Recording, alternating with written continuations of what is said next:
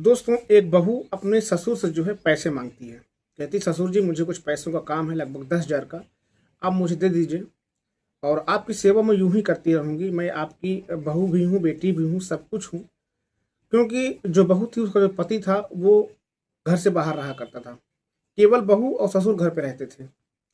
ससुर जो होता है बहू से कहता है कि ठीक है, मैं आपको 10,000 रुपये दूंगा, लेकिन उसके बदले मुझे जो है आप जो है मेरी ख्वाहिश आप पूरा कीजिएगा, जो मुझे चाहिए होता है। ससुर की उम्र 52 साल की थी, देखने में हट्टा कट्टा जवान लग रहा था।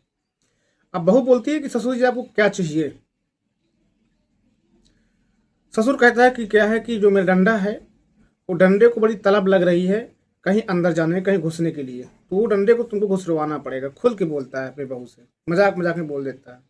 बहू भी तैयार हो जाती है। अब जो उस दिन उस कमरे पर, उस घर पर होता है, जब आप पूरी घटना को आप सुनेंगे कि इस घटना की शुरुआत कहाँ से हुई थी, कैसे कैसे यहाँ तक ये दोनों पहुंचे थे, दोस्तों आपके पैरों तले दोस्तों जमीन खिसक जाएगी।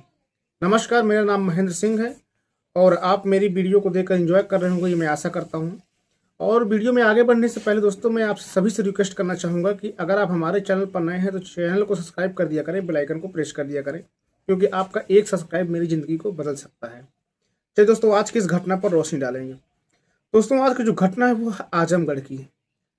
आजमगढ़ में दिनेश और उसका बेटा दिलीप, बाप का नाम दिनेश था और बेटे का नाम दिलीप था। दिनेश की जो पत्नी थी उसका देहांत हो चुका था। घर में बेटा और जो उसके पिता होते हैं, दो लोग बचते हैं। बेटे की उम्र बढ़ रही थी और उम्र बढ़ने के साथ उसकी जो है एक नौकरी लग जाती है, सरकारी नौकरी। वो अपने आजमगढ़ से दूसरे शहर चला जाता है नौकरी करने के लिए। लेकिन जब नौकरी करने लगता है तो उसके पिता को अब अपने बेटे की शादी करने की चिंता होने लगती है कि अब इसकी शादी कर देते हैं, घर में बहू आ जाएगी तो मेरा हाथ बंटवालेगी, खाना पीना हमको बना दिया करेगी। अब दिनेश जो है अपने बेटे दिलीप से बात करता है। दिलीप भी अपने बाप की जो है बात को टालता नहीं और हाँ कर देता है। अब क्या होता है कि लड़की जो है देखना स्टार्ट की जाती है और दिलीप के लिए एक लड़की देख ली जाती है। दिलीप जो होता है बेहद खुश था कि उसकी शादी होने वाली है। जो लड़की देखी जाती है वो भी बेहद बेहद खूबसूरत लड़की थी। अब दिलीप और लड़की की शादी कर जाती है। लड़की का नाम होता है रीता। रीता देखने में काफी खूबसूरत थी।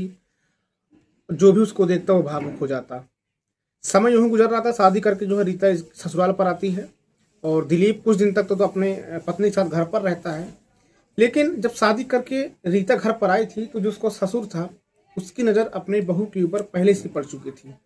मतलब इतना बेहद खूबसूरत थी कि वो चाहता था कि जो उसकी बहू है मेरे साथ वो रातें बिताए, मेरे साथ भी जो है संबंध बनाए, लेकिन डायरेक्टली बोल नहीं सकता था। अब क्या होता है कि दिलीप कुछ दिनों के बाद जो है अपनी नौकरी करने के लिए, छुट्टी खत्म होने के बाद अपने जहाँ पर नौकरी करता होता है वहाँ पर वो चला जाता है। रीता और उसका जो ससुर होता दिनेश घर पर बचते हैं। अब दिनेश डायरेक्टली तो अपनी बहू से बोल नहीं सकता है कि उसको जो है रिश्ते बनाना, संबंध बनाना है, लेकिन वो इनडायरेक्टली उसको बहुत चाह रहा था। उसके गोरे बदन को देखकर, उसके जो स्तन थे उसको जो है देख कर जो है बिल्कुल पागल हो रहा था। एक दिन की बात है कि बहू जो है बाथरूम में जो है नहाने के लिए जाती है। नहा कर जब बाहर निकलती है वो सोचती है कि बहू जो ससुर घर पर नहीं है, लेकिन ससुर घर पर ही था। उसको ये बात मालूम नहीं थी। वो घर जब बाथरूम से नहा कर बाहर निकलती है तो उसके आधे कपड़े उतरे हुए थे, टावल लपेटी हुई थी। अब जो ससुर होता है वो अचानक उसको देखता है तो उसको देखकर बिल्कुल पागल हो जाता अपनी बहू को।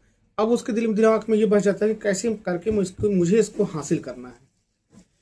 अब ये बात यहीं पर रह जाती है, कुछ बोल नहीं पाता है, डर के मारे कहीं ऐसा ना हो कि बहू भड़क जाए और बेटी से बता दे बेटा मुझे घर से निकाल दे। हालांकि जो दिनेश था उसके पास पैसे काफ़ी थे, वो भी एक सरकारी नौकरी करता, उसके बाद रिटायर हो गया था। अब क्या होता है कि वो एक दिमाग लगाता है कि क्यों ना मैं जो है अंधा होने का नाटक करूं। अब एक दिन सीढ़ी से जानबूझकर वो गिर जाता है और अपनी बहू से बोलता है कि बहू मेरे सर पर चोट आ गई है, मुझे कुछ दिखाई नहीं दे रहा है, मैं अंधा हो चुका हूँ, समझ में नहीं आ रहा है। बहू जो होती है अपने पति को फ़ोन करती है, पति घर पर आता है, उसका इलाज करवाया जाता है। उसके बावजूद बोलता है कि भाई मुझे कुछ दिखाई नहीं दे रहा है। अब वो अंधा होने का नाटक करना स्टार्ट कर देता है। कुछ दिन और बीतते हैं। दिलीप अपनी नौकरी पे फिर से वापस चला जाता है। अपनी पत्नी को बोल कर जाता है रीता को कि भाई तुम पिताजी का ख्याल रखना, जो भी इनकी इच्छा हो पूरी करना, कुछ कमी ना होने पाए, क्योंकि इनको दिख नहीं रहा है। अब क्या होता है तो ना देखने का नाटक करना वो स्टार्ट कर देता है। अब बहू जो होती है कि यार सोचती है कि पिताजी को दिखता तो है नहीं है कुछ, तो वो जो है अपने कमरे में एक दिन जो है साड़ी बदल रही थी, गेट खुला हुआ था, तो अचानक उसका ससुर जो होता है कमरे पहुंच जाता है। वो अर्धनग्न अवस्था में थी, कपड़े उसके बदन पर नहीं थे, वो कपड़े चेंज कर रही थी। उसको देखकर वो चौंक जाती है ससुर को अपने। लेकिन बाद में मालूम चलता है कि उसका ससुर जो होता है वो देख ही नहीं पाता था, उसको तो ही मालूम था, लेकिन ससुर जो थे वो नाटक कर रहे थे, उनको सब दिखाई दे रहा था। वो सिर्फ अपनी बहू को जो है देखने के लिए ऐसा नाटक कर रहे थे। अब ये समय वहां बीत जाता, धीरे धीरे समय बीतता है। अब कुछ दिन और बीतता है। एक ऐसा दिन आता है कि रीता को कुछ कपड़े वगैरह खरीदने थे, उसके पास पैसे नहीं थे। हस्बैंड से बात करते तो कहते पिताजी से पैसे मांग लो। तो रीता जो है अपने ससुर से पैसे मांगने की जाती है कि ससुर जी मुझे 10,000 रुपये चाहिए, कुछ कपड़े वगैरह खरीदना है। ससुर बोलता है कि देखो मैं तुम्हारी हर एक ख्वाहिश पूरी करूंगा, मेरा बेटा भी यहीं रहता है, तुम और हम रहते हैं, तो क्यों ना तुम मेरी ख्वाहिशें पूरी करो और मैं तुम्हारी ख्वाहिशें पूरी करूंगा। बहू समझ नहीं पाती, कहती कि क्या ख्वाहिशें आपकी, मैं तो हर ख्वाहिश आपकी पूरी कर रही हूँ। वो कहता है कि मुझे अपना डंडा जो है कहीं घुसाने का मन कर रहा है, अगर तुम घुसवा लो तो कितना अच्छा रहेगा। बहू को पहले अटपटा लगता है, लेकिन उसका जो ससुर होता है वो बहू को तुरंत अपने बाहों में जकड़ लेता है और बोलता है कि बहू मुझे सब दिखाई दे रहा है, मैं तुमको कई बार जो है बिना कपड़ों को देखा हूँ। अब बहू जब ये बात को सुनती है तो उसके पैरों की तरह जमीन खिसक जाती है। अब बहू को जो है जबरदस्ती अपने कमरे पर लेकर जाता है, उसके साथ संबंध नहीं बनाता, अपने जेवर जायदाद जो उसके पत्नी के थे पैसे रुपए दिखाता है। पत्नी जब पैसे देखती है तो वो बिल्कुल उस पैसे के पीछे पागल हो जाती है। अब ससुर जो भी करना चाहता उसके साथ, वो जो बहू थी सब कुछ करने के लिए तैयार थी। अब इन दोनों के बीच में रिश्ते बनते हैं, संबंध बनते हैं, और जो उसकी चाहत थी कि जो डंडा मेरा है वो किसी कहीं पे अंदर घुसे, वो उस समय उसके साथ जो हो जाता है, डंडा जो है अंदर घुसरवा लेती है। अब ये रिश्ता एक बार बनता है तो हमेशा बनना चालू हो जाता है। अब वो अपने पति से बातें करना कम कर देती, उसको बुलाना कम कर देती, जब भी पति घर पर आता तो उसके साथ रिश्ते बनाना कम कर देती, क्योंकि अब सिर्फ जो है बहू जो ससुर था उसकी पूरी प्रॉपर्टी, पैसे, जेवरात सब वो हासिल करना चाहती थी किसी न किसी तरह से। बात यहीं पर रहती है, उसके पति को कुछ नहीं मालूम था, दिनेश का बेटा जो दिलीप था उसको कुछ नहीं मालूम था मेरे घर पर क्या चल रहा है। अब दिनेश से रीता बोलती है क्यों ना तुम जो तुम्हारे जेवर जायदाद रखे हुए हैं, पैसे रुपए रखे हुए, मुझे मतलब आप दे दीजिए। ससुर कहता है कोई बात नहीं, जब तुम रखो चाहे मैं रखूँ, मेरे ही पास ही रखे हैं, जो तुमको चाहिए वो मुझसे मांग लिया करो, मैं दे दिया करूँगी। अब बहू बोलती है कि भाई ये क्या बात हुई, आप मुझे दीजिए, आपने वादा किया देने के लिए, लेकिन ससुर मना कर देता है। अब इस बात से वो गुस्सा हो जाती है और करती क्या है कि अपने ससुर को जो है नींद की दवा खिलाती है एक रात को, और उसको मार करके जो है घर के पीछे जो है गड्ढा खोद कर रातों रात उसको दफन कर देती है। अब एक दिन बीत जाता है, 2 दिन बीतते हैं। अब 2 दिन के बाद जो है वो अपने हस्बैंड को फोन करती है। अब जब 2 दिन के बाद फोन करती है तो उसका जो हस्बैंड था कुछ आश्चर्यजनक चकित जो है हो जाता है, सोचता है कि भाई 2 दिन बीत गए हैं, अभी तक मेरी पत्नी ने फ़ोन नहीं किया, 2 दिन के बाद फ़ोन कर रही है कि पिताजी 2 दिन से घर नहीं आए हैं। अब वो अपनी पत्नी को बोलता है कि मुझे छुट्टी नहीं मिल पाएगी, तुम थाने पर जाओ, जो है मिसिंग की जो है रिपोर्ट लिखा दो कि हमारे जो ससुर जी हैं वो अभी तक घर नहीं आए। अब वो थाने पहुंचती है, वहाँ पर मिसिंग रिपोर्ट लिखाती है। पुलिस अपनी छानबीन तेज करती है। लगभग 10 दिन बीत जाते हैं, उसके ससुर को कोई अता पता नहीं चलता है।